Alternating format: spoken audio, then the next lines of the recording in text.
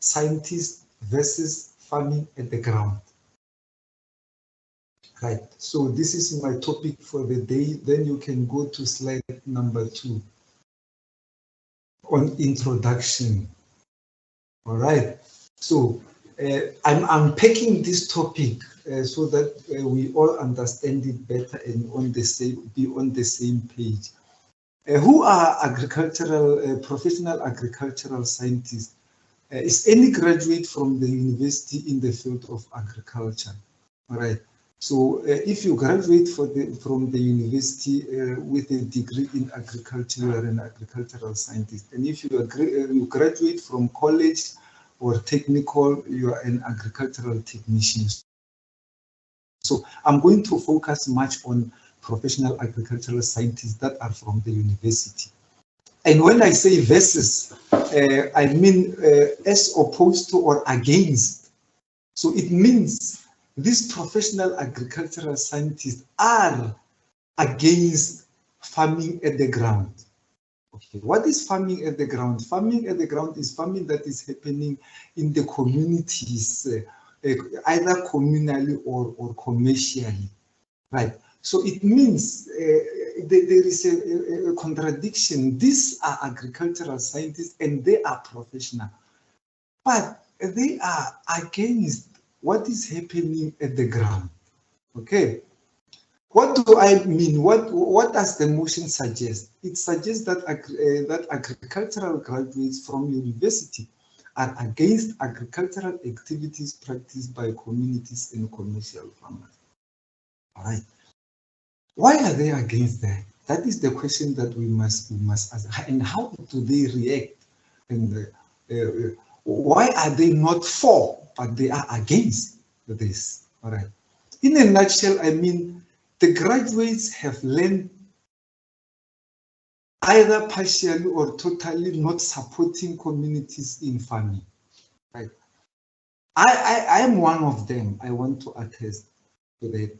I'm an agricultural graduate, but you see, I'm not supporting what we see in the communities are all wrong things that I see, but I'm here folding my arms and perhaps criticizing what the people are doing without intervening, right? And I stand to be corrected. Maybe there are some professional agricultural scientists that are there hands-on, all right?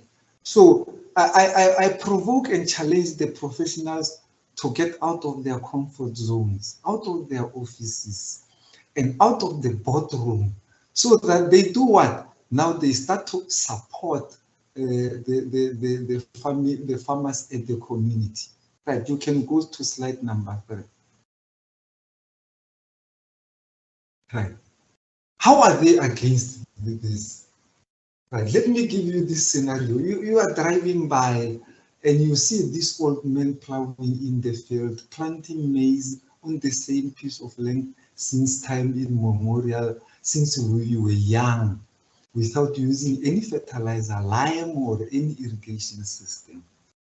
So I think all of us at one stage, not even when you see the old man passing by, our own mothers and fathers and grandmothers and grandfathers in the yard where we are from, you see, we see them every day. And what are they doing? All they do, they are doing wrong things, right?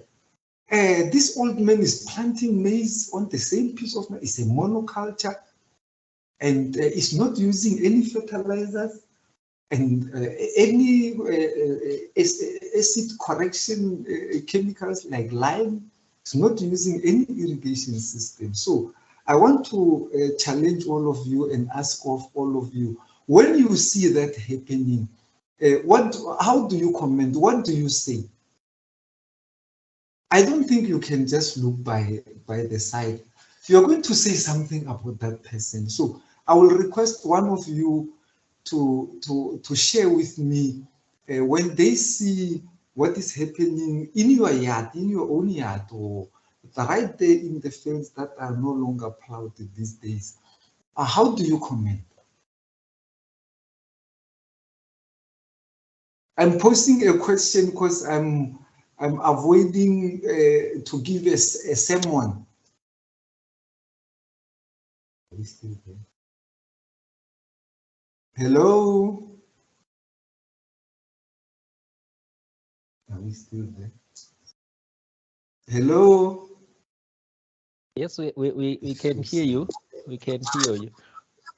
Yes, maybe yes, I'm posing a question on slide number 3. I just want a comment, a simple comment, not to be complete. We don't have to refer to any book now or any Google. Your personal comment when you see those people doing what is in the scenario. I want one of the participants just to share with us what usually they say about people in the community plowing, trying to plow. What are they saying? What is the comment?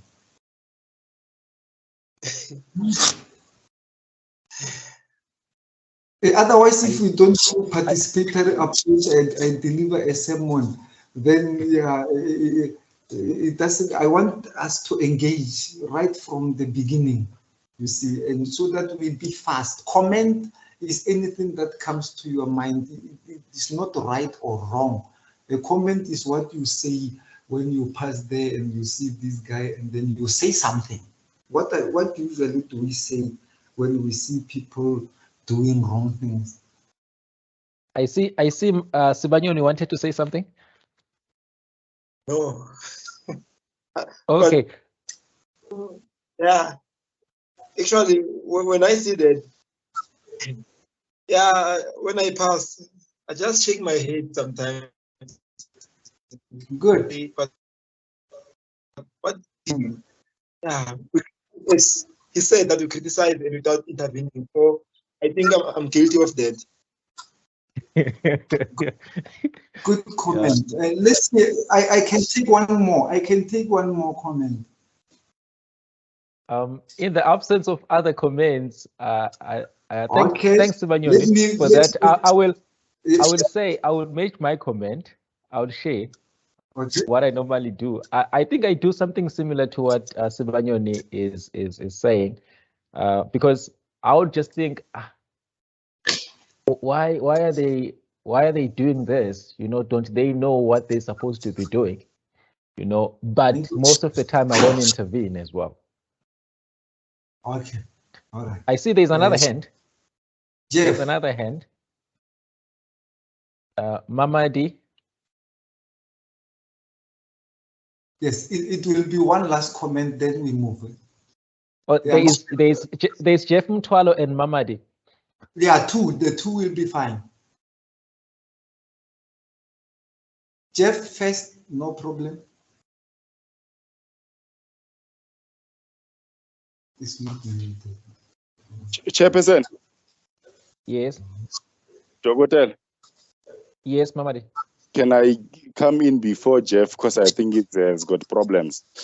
But okay, from the side that I'm from, it's all about interest. Yeah. Me personally, because I am from a food security program before, where there's a lot of money that is poured in from government. I just don't pass. I rather go in and say my part. If the part it's practical and it's allowed, is allowed. If the part it's not practical and it's not allowed, it is not allowed. But the mere fact is that I have raised a concern about whatever is happening there. So I normally do that. To say I can't leave a farmer that is using money and I see that is doing the wrong things and I do nothing. So I just have to say this, from my experience or from my personal knowledge, it's better if we do it this way. So I say whatever I think is practical and technical. So I normally don't leave things that I know is on my expertise and leave it lie like that. Thanks, Chair. You're welcome. Thanks for your comments. Is the other one able, or should I continue? I think you can carry on. All right. The next question is, what will be your contribution? I think the latter speaker said a little bit about the contribution, that he will act somehow, he will stop. The reason why I'm asking this question is that sometimes we don't contribute anything because we think it's not our field. If somebody is stuck with the car on the road, usually people stop by and try to push and borrow that guy some spare wheel, whatever. But you see, in our field, usually we pass, I'm telling you, we pass and we shake our head. And that's what I usually do. And I usually like say, they are wasting their time, they are wasting money, they are wasting resources, you see? And this is what the verse come from, against. When you shake your head, you don't agree, you are against that, okay? Will you stop? That is a big question. Will you stop? You see, this is your field. I'm giving you an example. You are a mechanic. There is a car. They've opened the bonnet. There are two ladies outside, and you are a mechanic. So you automatically, you will stop to check what is happening there, and you contribute a lot. And we, as professional agricultural scientists, we really don't do that. We are waiting for the mandate from our bosses or whoever to send us to a particular farm. So we don't actually intervene on the spot, all right? So will you stop? Yeah, some will not, some will, right? So, all right, as professional agricultural scientists, we ourselves, do we contribute to food security in a way? What we tell people, I'm also a food security activist. In a way, do we practice what we preach? As we are speaking, all the agricultural scientists that are in South Africa, are we growing something, or are we talking about growing something to other people? Or we think our salaries are enough and we don't really have to wake up in the morning on a Saturday to do some bit of gardening, you see? So I'm not sure all of us here, most or few are agricultural scientists, but I don't want to ask if you are an agricultural scientist in whatever field. It can be economics, it can be soil science, it can be whatever. What is it that you are growing now, or what is it that you are planning to grow in the future? You see, I think we do very little. Go to 4. I'm about to finish. This is another scenario. Opposite to that one. This is a commercial farmer planting wheat with sophisticated machines, planters, and so on and so on. They are applying fertilizer. It's very good. These ones, we see them very often, fenced, protected, and so on and so on. And then what will be your comment? Comment. I'm opening it up, Chairperson, a little bit.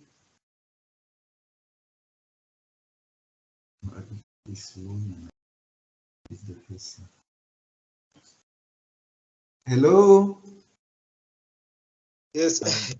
Yes, this commercial farmer. I'm not talking about the race, remember. I'm talking about infrastructural development. So you see, this is beautiful. Everything is going well. And what will be your comment as you pass? Because usually we don't stop. As we pass, how will we comment? Banyona, I saw you moving somewhere. Yeah. Yeah. When I pass by in such a place, the first thing that comes to mind is, oh, this guy is doing well. I wonder where he got the funds or what. If maybe the commercial farmer, but the white commercial farmer, then I would just say, yeah, these guys are far ahead of us. That's the first thing that comes to mind. Yeah. Usually most of us will say so, praises. We will praise. we will praise a person who is already there, in the forefront. Can I get another comment, maybe last? Yeah, sometimes from my side, I would say, yeah, yeah, this guy knows what he's doing, you see. And then I will be thinking about us, because mainly commercial farmers, it's mainly, I would say, white people. I know you're not talking about race, but generally, that's how it's how it is. And I would be like, hey, these guys are very far, I mean, ahead of us, and yeah, we still have a long way to go. Good. That is very good. I see Mama Adi as well. Chairperson, I just wanted to concur with you, but normally what I would do, I would also praise and say this guy is doing very well. Can I also be allowed to speak of race? In terms of a white farmer, I would say Valley is doing very well. But for him to do very well, I have to come up with a strategy to say, even on our black commercial or some smallholder farmers, how do I interact or relate the white commercial farm and the black farm? Comment will be like, do you see Skuman and so on the other side? In another way, I will be also encouraging our black farmer also to like Skuman and so. Then another issue, because on the commercial farmer, I normally do it on the black commercial farmers, the issue of learning. Because in terms of learning, it's not the matter of you are an agriculturist or a professionalist or what. You can still learn something from the farmers. So when you see a commercial farmer, I also see a strategy or a way of saying that I can learn from this. And then if I learn, I can also share with the emerging and the smallholder farmers. I have a scenario with an apple farmer that is a very difficult farmer, but if you listen to that particular farmer, you will learn a lot. But he is difficult and he's a commercial farm that we cannot take away from. But learning from that particular farmer and encouraging other smallholder farmers is also important, Chairperson. Thank you very much. Right, thank you. What a good contribution. Yeah, usually we praise and we appreciate, and we will pass there for many years looking at the progress that is happening. But I can challenge the professionals. How many of you have developed a database of those commercial farmers? Remember, they put a billboard at their gates and their phone numbers are there. But we never get to interact with them as professional agriculturists. We never get to engage them. We never get to call them to motivate our communal farmers, Instead, we rate them high, we hold them high, and then we praise them, and that's all.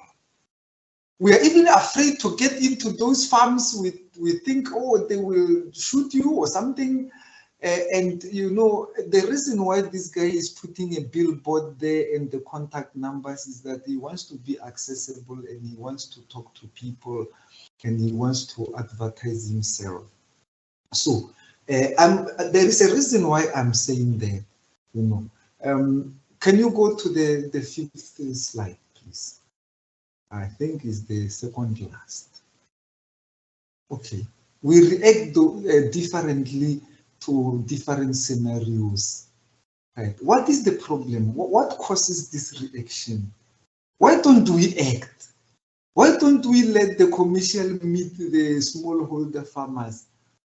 That model will bring a sort of mentorship to the whole lot. Right. The causes of this reaction is that the agricultural professional career in itself is not well structured. You get there, I get there, I'm a first year student at the university, and when I get there, then the first course that I do is chemistry. Okay, it's good. Yeah, it's mathematics. Yeah, I did chemistry in high school. I did mathematics there at high school.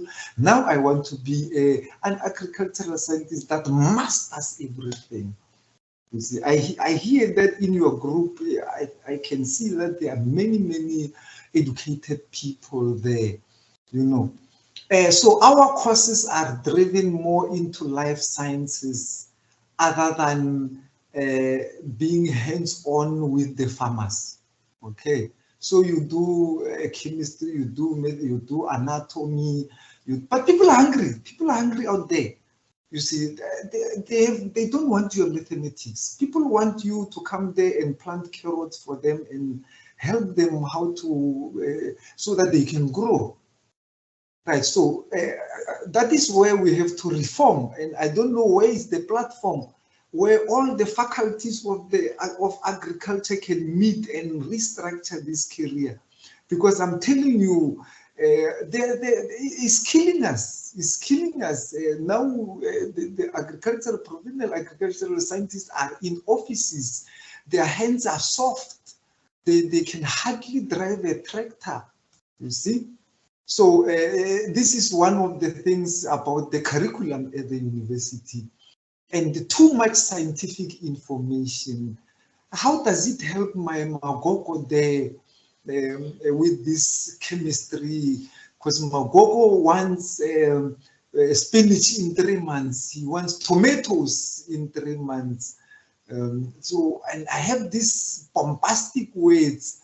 If I can ask any of you about global warming, you can fill a book about global warming. If I can mention any concept, genetics, you know, people will write encyclopedias about genetics, but people are hungry out there. People are not even plowing. Our fields are abandoned, you see, and we have a rich information there in your brain. Number 4, too much theory as opposed to practice. You get there to the university and you know you can do your own the 3 years without even running a trial on a 2 meter square plot. You see, then you graduate. When you graduate there, then they give you an office. As I'm speaking now, I'm in the office. I'm very clean. And I'm agricultural. I haven't been to the field. You know, my shoes are shining. You see, we emphasize more on concepts. Yeah, photosynthesis, this and that. You know, those are concepts that we know a lot, that we teach a lot. So our career is administration driven. We do agriculture for 4 years so that we can come and write down minutes, you see, write down reports in an air-conditioned office, you see. What are we doing? What are we doing to this nation? You know, a mechanic at his home will have a set of spanners and all types of jacks so that even after work, the person will still continue with his career contributing to the life of ordinary people. But it's not happening. And I will tell you the reason. Right, the third last aim of this profession, right? At the end of the day, after you have graduated for your 3 years, 4 years, what are you aiming to do? Most of the people, they aim to look for work. They want to be public servants. You know, we have this company mentality that I want to join this company. And we are not saying I want to start this company, you see?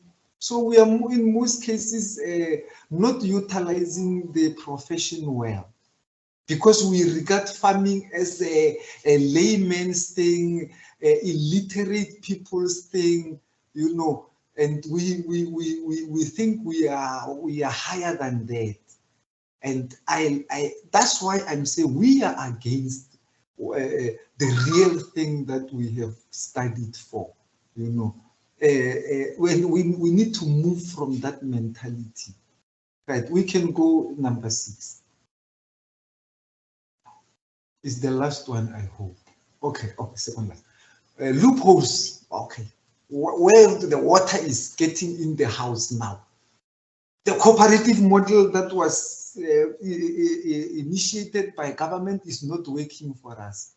Why is it not working for us? They will form a cooperative and leave. and no one mentors the cooperative, no one comes for conflict resolution. Another loophole is global warming. We don't adapt to the changes. The rain is about to fall very soon, and we will leave that water to go from our roofs to the soil and deep down to the water wells underground. And it's then now we think to get the drillers to come and fetch that water. That is instead of harvesting rainwater, making it a practice. Right, and then this is a very important point. The system wants to keep very few people in farming so that they can monopolize it. Let me tell you, the education that they are giving at the university will not make you a farmer. Farmers are not from university. You get me right? And now, the education that they give us is driving us away from farming. This is not agriculture that we did. I'm telling you, it's something else. It's admin, it's public administration. Right. Fourth point, politics. Where is our department? You see that commercial farmer there, big grown as he is. Where did he get all the money to start there? Their government was subsidizing them, was funding them to reach that level. And what about ours since 1994? Can you point up 2-3 farmers that are very commercial? Because so politics, agriculture is now politicized instead of contributing to food security. Distribution of inputs, yes, there were inputs distributed by government to everywhere, trying to help the farmers, but these inputs land in wrong hands. You know, I can tell you that there are people who are actually been selling these inputs. They have a lot of layer mesh starters there in their storage.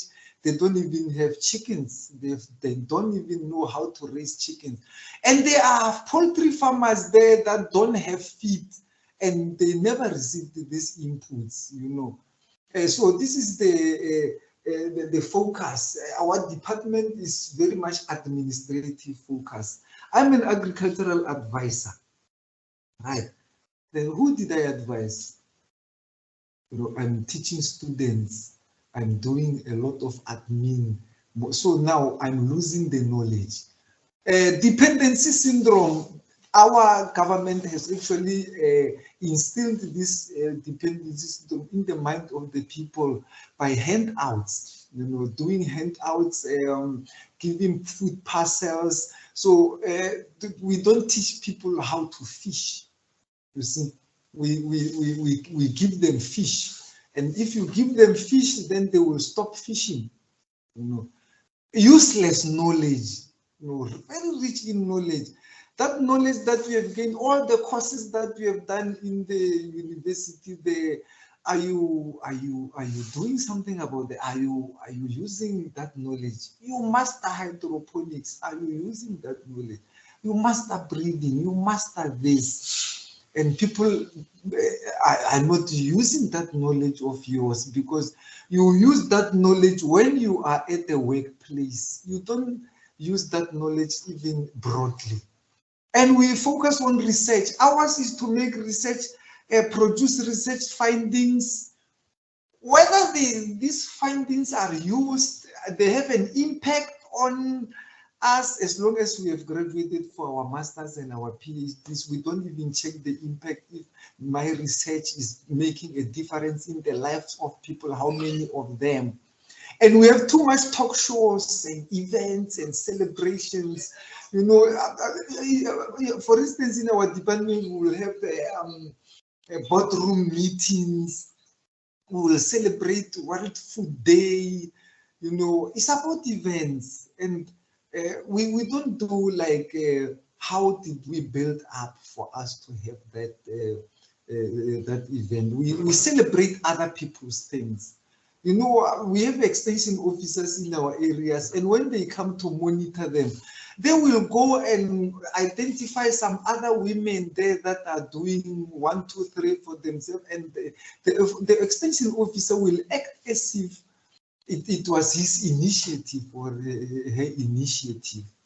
Right? So we talk and we talk and we talk, you know, and my contribution to this committee, the group, whatever, is that, you know, I want us to turn the talks into actions somehow, right? And generally, there is lack of understanding of food security. The motto of the Department of Agriculture is food security, blah, blah, blah, blah. But you go to the communities, no gardens, it's just no education on food security, no workshops on production and so on, and ignorance is the major cause of why this old man is planting maize for many, many years. So to deal with this ignorance, now we need those professional agricultural scientists. 7. Right. This is what I recommend, change curriculum. That is the starting point. I want a graduate that will come out of the university after 3 years and be able to plant all types of vegetables that are required for that climate. I recommend that we start small. We start small in our backyard and expand. I recommend that we do random advice. We don't pass. We don't pass people. If I'm an off-duty policeman and I see a crime, then do I have to ignore it and look aside because I'm off-duty? So we need to stop and advise our communities about this farming voluntarily without mandate. Now we work. I'm here at Tombi. I'm doing very good work. I'm teaching but when I'm at home, my neighbor there is suffering, you know, and I keep quiet because I think that is not my partnership. Let's partner this commercial and partner with this one. You are a professional. Can't you adopt a certain project over there? No. So we need more actions and less talk. And we need more community participation for those who value. We need pilot project. As you are, many, I can see there are more than 10. Is there anyone who can volunteer that they have a piece of land where we can do a pilot project? As an example, for all of us, we get involved in that project. You know, we throw everything. A soil scientist will come with this, and then I'm a horticulturist, I come with this. You know, then that project will be perfect. I'm telling you, because we will have professionals from all angles. We won't have challenges. Challenges we will solve. So we need to start pilot projects, not only agricultural projects, whatever project. Otherwise, we will talk the whole year, talking and just talking like politicians. Right? We need a coordinated approach. This is a good start. This is a good start. Now they are members. You know, can't we have a coordinated approach? Can't we have a sort of, should I say, consortium company, whatever, that will focus on particular projects, not wait for funding, fund from our coffers, from a very small fund, and establish a hydroponic system there by Sadiq's place as a pilot project, you see. Otherwise, we as agricultural scientists, we are not trained to talk too much, you know. We are trained to think and find solutions, you know. So we need that coordinated approach.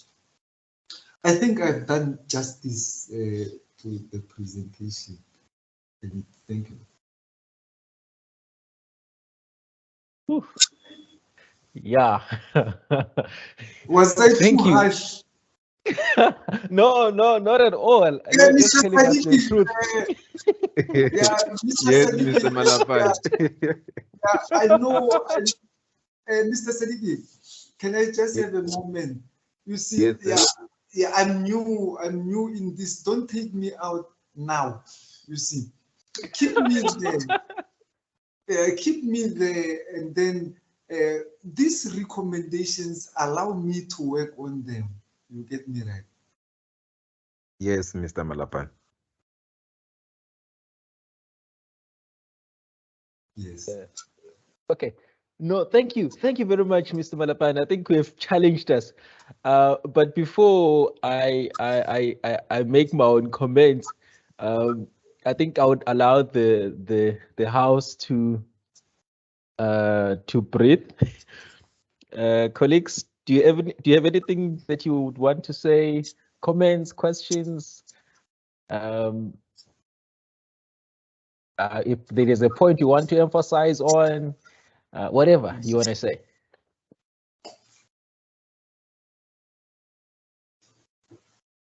I see. Believe it.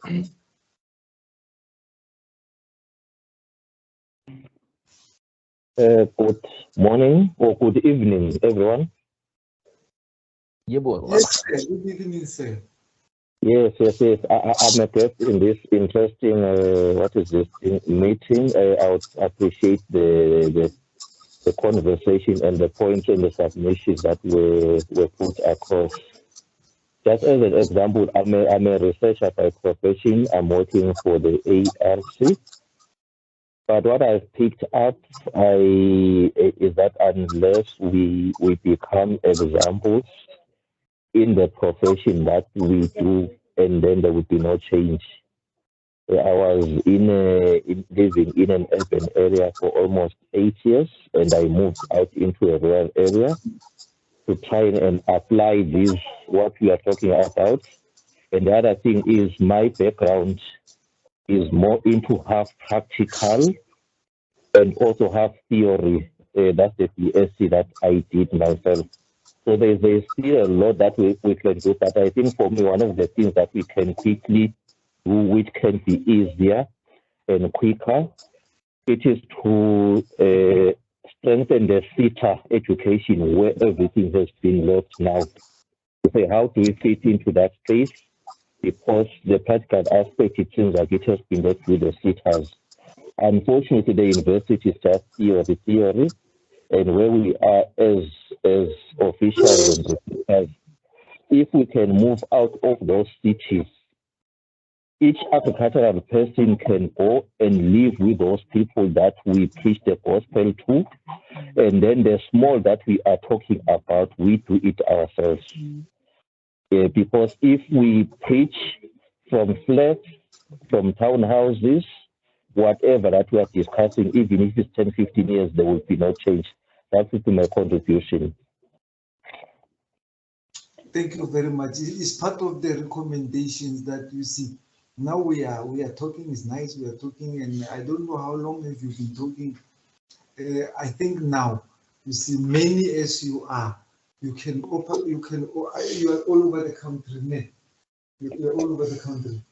Yeah, you're all over the country. You can organize a mini conference at a central place. Then we do something concrete.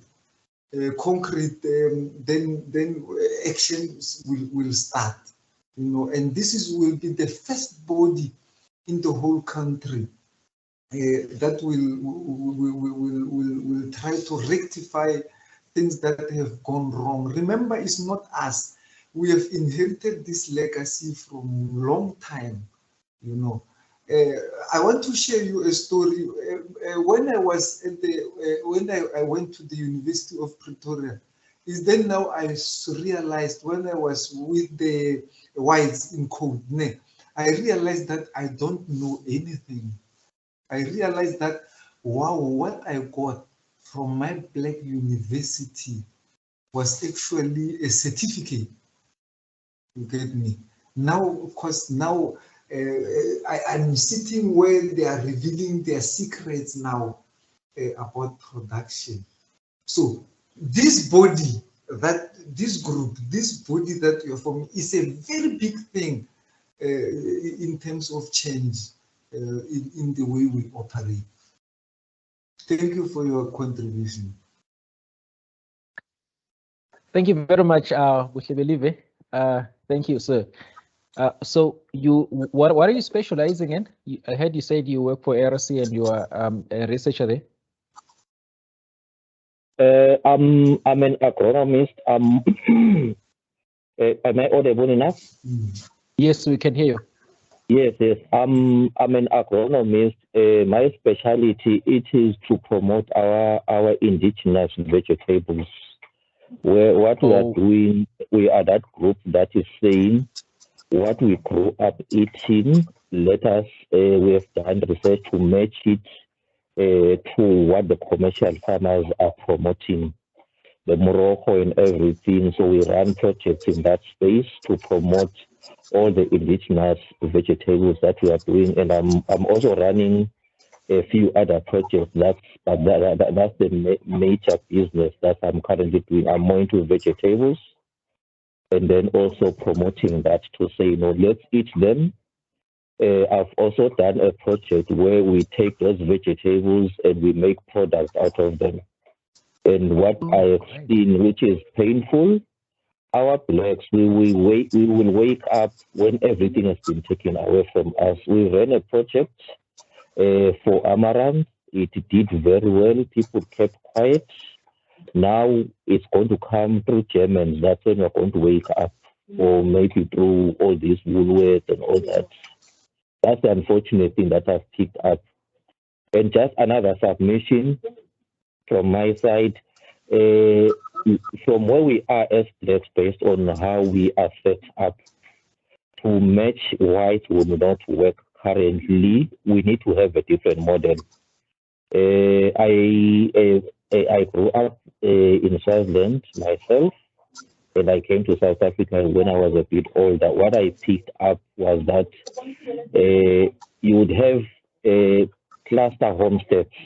There would be a certain village number 8, different homes, and then there would be small agricultural activities in all those places. And then those people, they would share, meaning that homestead number 8, they will have cows, sheep, and goats. Another one has planted maize, and then they will butter. And that's how, I think for me, that's where we can start as blacks.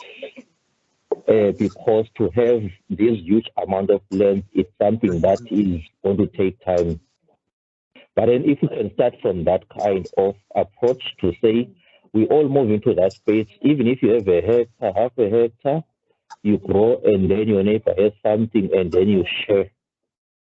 And then that way we at least we at least address sustainability before we can grow into being commercial, because that one it's going to take time. The whites have closed the space. I've tried myself, what I've decided, that if we can start from there, then we'll get somewhere.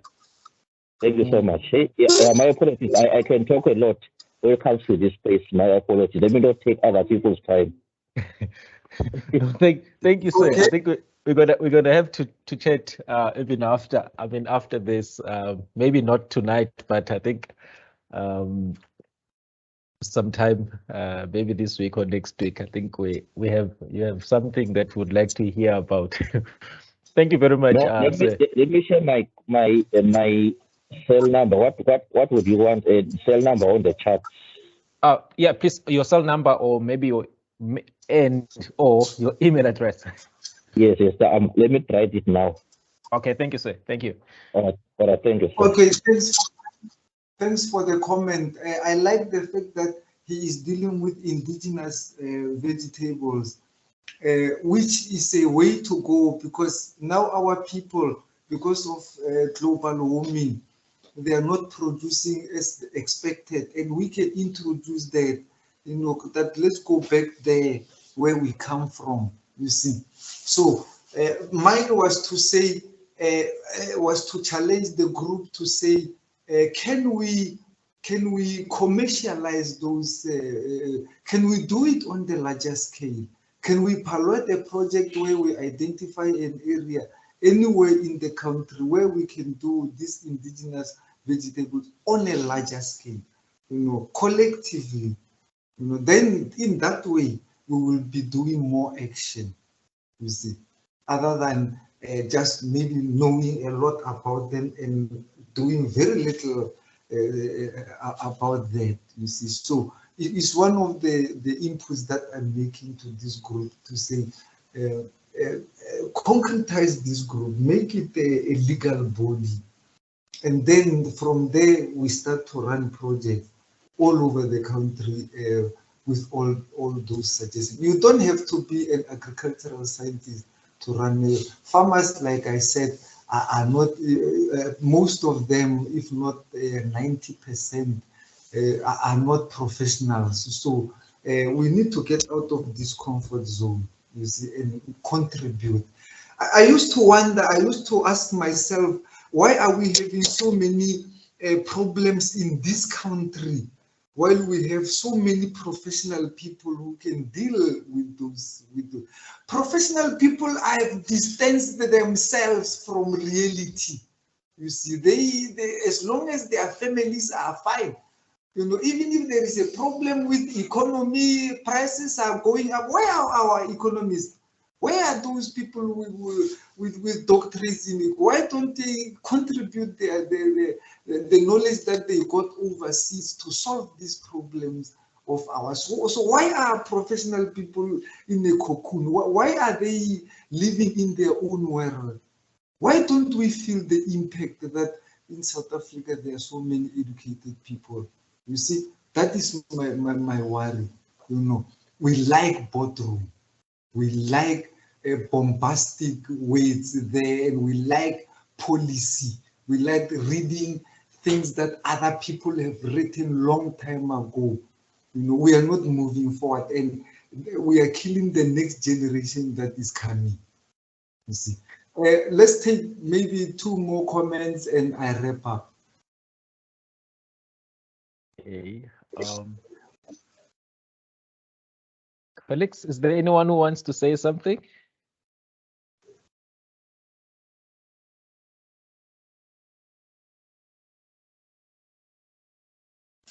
Lindo?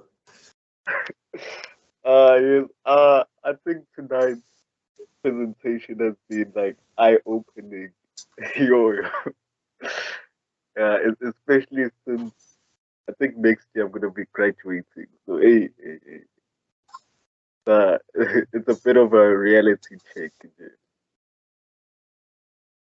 So that's what I have to say. Yeah. That's it. That's interesting. You know, that's interesting to hear. Colleagues, this is my student at Mangosuch University. So when he says that, I'm getting worried. But anyway, thanks, Lindo. Yeah. Okay. Colleagues, is there anyone who wants to say something?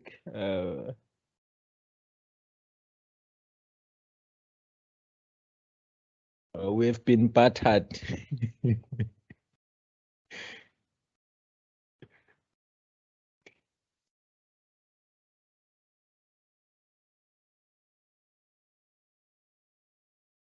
Hello. Okay. Oh, I see. Sadiki. Thank you, Doctor. First of all, before I can say anything, I just want to thank Mr. Malapane for a wonderful presentation that was an eye-opener. And what I've learned from this presentation is now going forward, I do not have to pass through. I have to stop and at least say something. It was very, very wonderful. I just want to know, Mr. Malapane, what do you specialize in? Because you said you are lecturing in the college. What is your specialty? And are we still going to get another talk with you regarding the things that you teach? Thank you very much. Okay.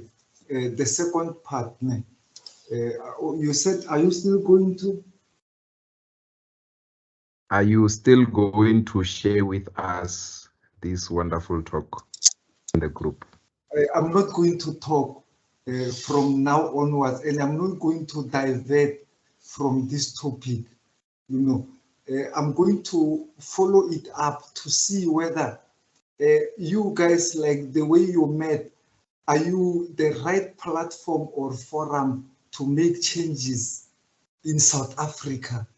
You see, I'm going to follow up to make sure that these recommendations that we are doing, what that I've flashed there, to make sure that they come to life. And it is only through you that those recommendations can come to life. So I'm making it my baby. But you see, because I'm new in this trade, the chairperson or your executive committee is having a very huge task to make sure that they institutionalize this group. You see, it must not just be a group of people talking, it must even have access to the president to lay out things, it must have access to what do you call that body that is doing qualifications and stuff like that. You know, this is what I'm going to be doing. And the first part you said, unfortunately, I'm not writing. I don't have a bulb here in my office. The first part was. The first part I spoke about the area of your specialization. What do you specialize, or your knowledge experience with regard to actually in agriculture? That is the problem. That is the big problem, you know, of specializing in agriculture. Then now you take that agriculture, now you chop it again into a smaller fragment, you see. As for me, I specialize in everything. You get me right? As long as it is agriculture, that is how we close our doors. Because now let's say you are specializing in genetics, you know, then you focus on that genetics. You know, you forget that we must eat the carrots, and then you focus on making more research on genetics and writing more literature, you know, while people are hungry. That the problem is that people are hungry, and what is it that we contribute for us to do that? I think when you check my profile there on the first slide, you can see there is agriculture. You know, you come with economics, you come with everything, you come with everything. You see that sometimes when I arrived here, they asked me, what can you teach? They give me a list of courses, and I said, no, I can teach all of them, you know. So that is the problem. We limit ourselves. You know, we focus on this particular aspect, and we are not aware that these things are interlinked.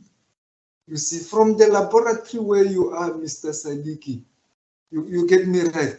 You are an animal scientist. You can do samples. You are an agronomist. You know, you are everything as long as it is agriculture. You see, that's where our career, our curriculum go wrong.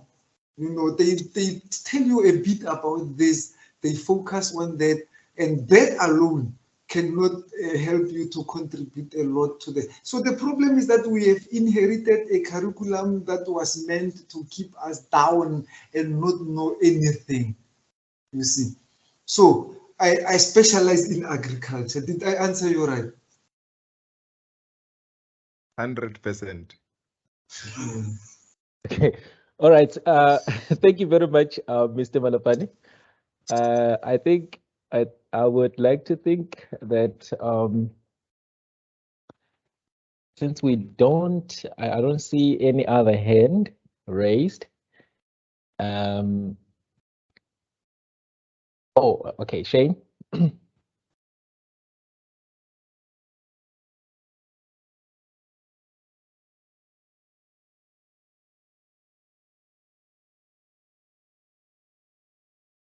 Shane, is your hand up? Yes, my hand is up. Can you hear me? Yes, we can. Okay. Thanks, Mr. Malapane, for a well-structured presentation. Even myself, I'm still wondering, like, really, am I in agriculture or am I somewhere else? Or whatever that you were saying, I'm also guilty as charged. But going forward, basically, I mean, as an agricultural scientist, I also have started doing something outside beside my start my profession. As for now, I'm growing chickens, the broilers. I have broilers. So I'm starting something outside from my profession, even though I did soil science, but I'm starting something. So I can relate to what you're saying. Like most of us who are working in silos or working in whatever career that we don't check other professions or maybe other areas in agriculture, even though all of us are agriculturists, but we tend to focus on our career. So I can understand that. But another thing is that what I've realized or what I've picked up in my years when I was also an agriculture advisor, it's that people, they take agriculture as a career, they don't take it as a profession. Like agriculture to me, it sounds like a calling. It's not something that you should say, now I want to go in agriculture, because it's like a calling. You should have passion for it. If you don't have passion for it, you will end up not focusing on the issue that you're talking about, that is food security, and you end up focusing on growing your career, focusing that I want to do all other things, but you tend to neglect the issue that is there, which is food security.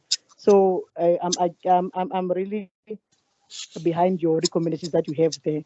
They are really good. One should start doing something bit by bit in the area of agriculture. Thank you. Thank you. Thank you very much. Thank you very much, Shay. Sorry, Mr. Malapane. Can we allow Bushe to go again, and then we're gonna let you allow to make a comment. Is that okay? You're welcome. Okay, thank you, sir. Bushe. Yeah, good evening again. Yeah, mine will be very short. I'm kindly requesting this now, please. I know most of us are from or are related to rural areas. Can we make it our aim that we move out from those places, we go back to those rural areas, encourage people practically how things are done? I've done it myself. I'm living in a rural area, was struggling with water. I'm struggling together with the community. I've started a bit of chicken. I've done sweet potato. I'm also preparing to do fruit trees. And what I'm also doing now, I'm preparing in the next 2 months to train the youth here of this community for free, for them to appreciate to say we can still plan. So practically, like what Shane has said, let us try to do something. And as we are talking, if you stand in front of people, it's not just something that you read from a book. It's something that you are doing. Thank you so much. Thank you. Thank you, okay, thank you very much. Let me comment from Shane what she said. You were talking about poultry and so on and so on. I'm challenging the chairperson in the body that I suggest that we should form. Shane, if you are dealing with poultry, the poultry farmers are scattered, and now they are having a challenge. The prices for the poultry feed is going up. Diseases, the spread of diseases, and so on and so on and so on. But you see, we have a commodity, we have a poultry community organization that is dealing with poultry, throughout the country, and a lot of people don't know about those commodity organizations. You see, they hardly meet. When you have a problem with feed, where do you complain to? You will just buy and complain and buy. But when we are a collective, when all the poultry farmers in South Africa are meeting and agreeing on one way, they have a voice, they have a very big voice, you see. The reason why people are playing tricks with us is because we are scattered. We do things individually there and there. So by now, we should be coordinating with all the commodity groups, meeting all the commodity groups so that we can raise our concern as community farmers. And I appreciate what you have already started, because you are saying you are specializing in something and you are trying something. You see, just agriculture opens the doors for all activities surrounding agriculture. And I appreciate that and I encourage other members as well to start something small. What is important is every agricultural scientist in South Africa should be creating a job for at least one person in the community, you see. Then we will have progress. You know, so what we are basically doing, chairperson, is a department on itself, you know, to carry out the works of the department freely, without like, you see, the department, sometimes they respond very late. Those are the things that you can rectify. You see, if you can form a body of professional people like this, it will be very, very, very powerful, you know. Right, and thank you very much for your comments. Thank you so much, Mr. Malapane. Thank you, Bushle and Shane, for the comments you made. I think we've gone over the time, and I see some of our colleagues have already left.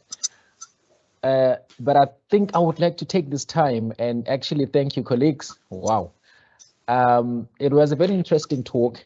You know, I wish we had more time to actually engage, but unfortunately it's in the evening and we don't have more time, especially about the recommendations that were made here. There's a couple of things that I would have loved us to actually dig into, you know, because I'm also trained as a specialist, and but I'm looking into other things now as well. So I wanted to tackle especially that area. I want us to tackle that area, but unfortunately, don't have the time. I see. I hope this will be the last one. I see, Mamadi, you have your hand up before I close. Chair, before you close, thanks for the presentation from Mr. Malapane. It's a lot to chew. I'm still digesting, then I can't comment, but we really need to engage in terms of interrogating the recommendations going forward. I don't know about that, but it's really important that we also engage on that.